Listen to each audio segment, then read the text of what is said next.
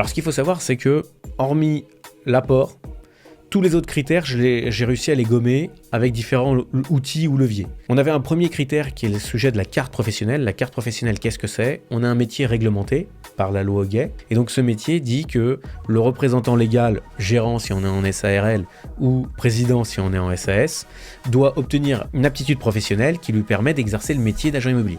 Cette aptitude professionnelle s'obtient soit par un diplôme, il y a 350 diplômes qui donnent accès à la carte, soit par de l'expérience. Et j'ai pas mal de candidats qui avaient ni l'un ni l'autre.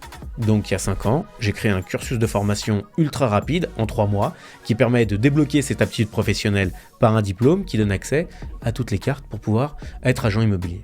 Donc du coup, on enlève un élément de critère. Et donc il reste l'élément financier, qui est le nerf de la guerre, parce que dans une agence immobilière, ce qui est encore plus vrai dans une agence immobilière que dans un autre secteur d'activité, on a besoin de trésorerie et plus que dans d'autres secteurs d'activité. Pourquoi ? Imaginez demain, je monte une boulangerie.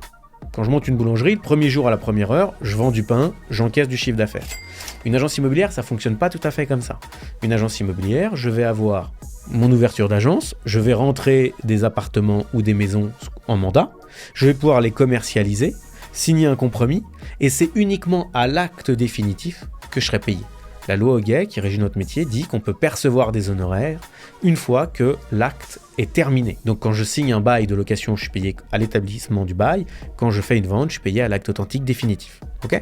Et donc ce qui est très important dans notre mode de fonctionnement, c'est de déterminer combien il nous faut de trésorerie. Et ce montant de trésorerie va être variable en fonction du lieu d'implantation. Vous voyez, à titre d'exemple, le loyer le plus cher du réseau, c'est 9 000 € par mois.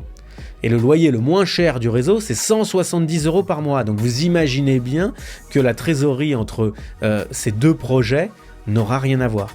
Et donc pour pouvoir déterminer efficacement quel apport il faut exactement, c'est simple, il faut connaître une ville d'implantation donnée et je vais être capable de pouvoir vous dire sur telle ville, il faudra X milliers d'euros pour pouvoir ouvrir. Maintenant, je vais vous donner une fourchette, c'est important. Le minimum requis, ça va être autour de 50 000 € et le maximum, ça va être autour de 100 à 120 000 € en termes d'apport. Voilà comment ça fonctionne.